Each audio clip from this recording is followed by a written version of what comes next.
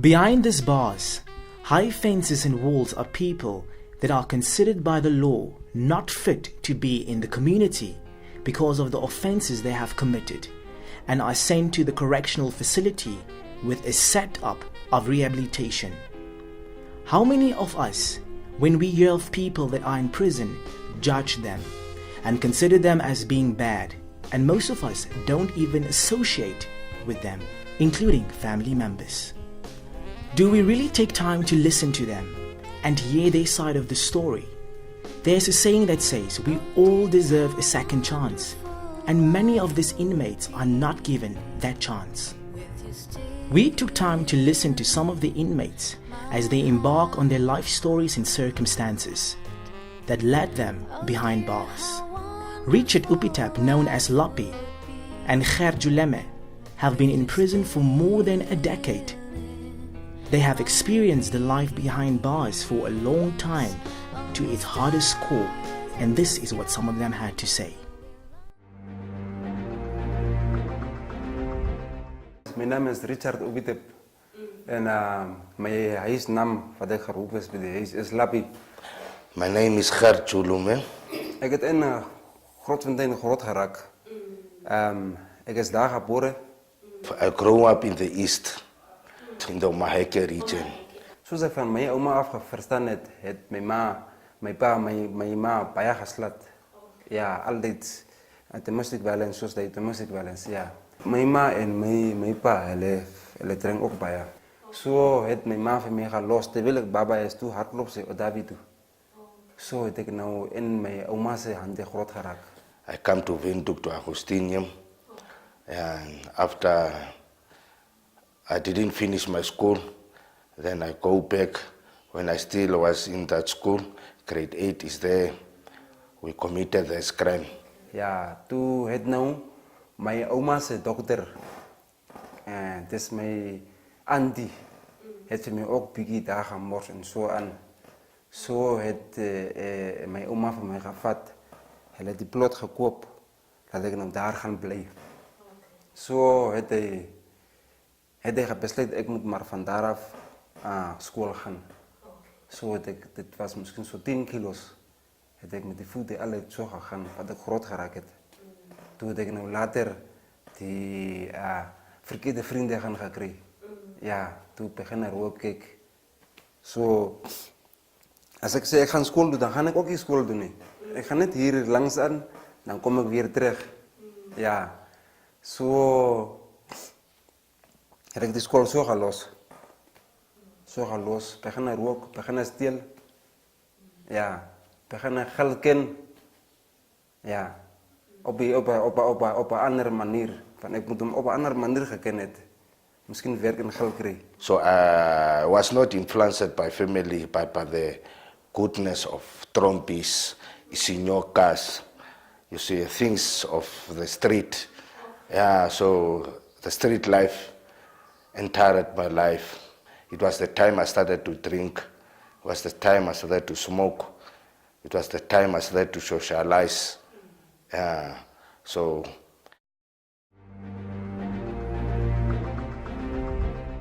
Kom ik zeggen, ik was misschien 21 geweest daar. Het was tegen de mensen zijn huis te breken en kon goed tegen survive, maar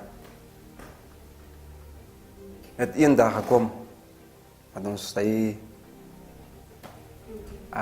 German gaan geroofd en from vermoord. Toen strafelen van mijn 27 jaar. Dat ik terug gekomen. Wat ik terug gekomen dit was 2004 à 3 dat gestraft is. Maar mijn familie niet bij mij gekomen. The event who bring me to prison was a meta case. We were just fighting a group. It was just a fighting group. Me and my accused, we end up killing these men. So I come to prison before I become 23 years old. Nee, wat die man klaar gesterven werd, toen denk ik man, die mensen zullen mij niet krijgen. Maar om iemand te vermoorden of iemand zijn denkt vat, is nie vir elke mens nie. So hy sal party mense ook hinder. Ja, so het ek ook teruggekom. Ja, ek is by 'n ander plek gaan gevang. By Kakarara. I served 10 years. And after 11 years when I sent, God sent me my lovely family member. I left her with 10 years. Yeah, but when she came to visit me, then she was 21 years. She brought a new Julume in me. She brought that belief that still I believe there is a family member. Yeah, but for the rest of 10 years and 11 years, I was so in prison life and so in the lives of outside that I myself tell myself that no, I don't have a family because I don't have money, I don't have anything, I'm not skilled, I don't have anything. So I only put myself in the activity for prison. Nee, ek het glad nie met my ma geontmoet nie. Maar ek was 2008 het ek so aan 'n vriendin van my gebel. So gelukkig sy was daar in die omgewing. Toe sê sy nee, jou ma is ook hier toe hardloop sy toe gaan roep sy my ma. So ek net met haar een keer gepraat. Miskien so vir 10 jaar het ek net arts gemaak. Ja, arts gemaak. Die ander mense wat gebesoek word, hulle vat by my, dan gaan hulle families en dan bring hulle vir my tolle ware, dan bring hulle vir my alles wat ek nodig is. So dat ek hele jare gesurvive. Toe het een dag my sustertjie groot geraak. Toe wil sy vir my graag sien. Toe kom sy hier by die tronk. So dit is hy wat vir my nou altyd met die geld help en so aan. Sy sal ook volgende week by my kom.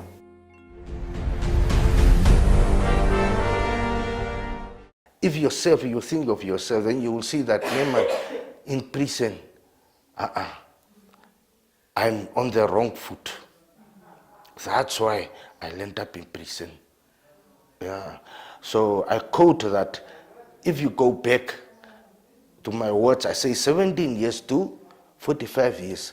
People in prison, they waste their time socializing with things which are not good. Yeah, and when this time come out for release, I'm going to be released next month. Yeah, now if I was not think about myself, I could end up again committing another crime with my mind. But at least, yeah, I want a same change. Ja, maar ja, ek het ook geontmoet met die ou man wat ons vermoord het met sy familie. Met sy seun het gekom van, hy was nie in Germany, hy was in Suid-Afrika. Ja, hy het in Suid-Afrika gebleef. So hy het ook afgekom. So hy het my ook by die hof gekry. Ja. Toe, en hy het my ook, hy het vir my gevra, wat is jou naam? Toe sê ek, my naam is Richard. Toe vraag hy vir my, het jy daar gewerkt? Toe sê ek, nee, ek het nie daar gewerkt. So het ons, maar ek het nie gesien op sy gezicht, hy is kwaad of waard nie. Want die man, soos ek gesien het, hy wil my graag gesien het. En ek het ook skuldig gevoel dit. Maar dit was baie laat vir my. Ja. Nee, ek het vir hom gesê, dat dit ook, sorry, baie sorry man. En wanneer ek het gesien, die is een jong man soos ek. En hy wil my graag gesien het in die gezicht. Ek sien, dit is toch sy pa. Soos ek nou vir my ma en my pa voel, het hy ook die dag gevoel. Maar die dag het ek ook nie so baie ernstig gevoel, maar nou, soos ek nou hier is, voel ek hoe die man gevoel. Yeah, and then I want to say to the people that no matter how hard you try, you commit a crime, one day you will be cuffed. And when you are cuffed, you will go to prison. Prison planted in most people's a strong revenge and desire for revenge against society.